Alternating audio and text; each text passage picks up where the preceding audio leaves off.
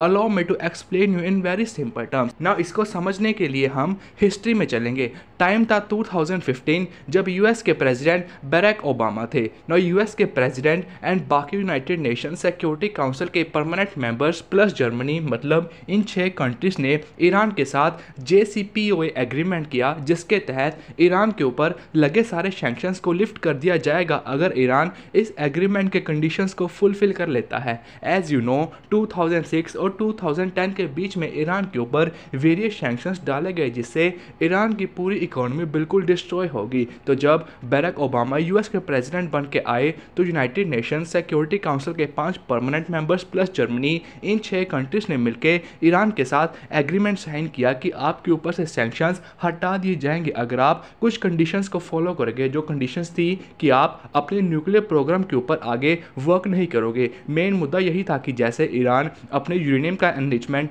3.67% से ज़्यादा इंक्रीज नहीं करेगा और IAEA के मेंबर्स रेगुलर बेसिस पर ईरान के न्यूक्लियर प्रोग्राम्स को विजिट करते रहेंगे, देखते रहेंगे कि कैसे ईरान न्यूक्लियर वेपन्स को दोबारा से बना तो नहीं रहा। तो इस एग्रीमेंट के अंदर यही साइन हुआ था कि ईरान अपने न्यूक्लियर प्रोग्राम के ऊपर आगे वर्क नहीं करेगा। इससे UN ने लगाए हुए सारे सैंक्शंस ईरान के ऊपर से लिफ्ट कर दिए जाएंगे। नाउ इस एग्रीमेंट में एक स्नैपबैक मैकेनिज्म भी ऐड किया गया, जिसका मतलब है कि अगर किसी कंट्री को लगता है, जो 6 कंट्रीज ने ईरान के साथ एग्रीमेंट किया उन 6 कंट्रीज में से अगर किसी कंट्री को लगता है कि ईरान इन कंडीशंस को सेटिस्फाई नहीं कर रहा, तो वो कंट्री यूनाइटेड नेशंस में एप्लीकेशन डाल के इन सैंक्शंस को दोबारा से ईरान के ऊपर इम्पोज करा सकता है। स्नैपबैक का मतलब जो सैंक्शंस पहले डाले हुए थे उनको वापस लेके आना। तो इस एग्रीमेंट में एक स्पेशल प्रोविजन डाला गया कि ईरान के ऊपर वो सारे सैंक्शंस दोबारा से लग जाएंगे अगर ईरान उन कंडीशंस को फॉलो नहीं करेगा। नो इसका आपको थोड़ा प्रोसेस बता दूं,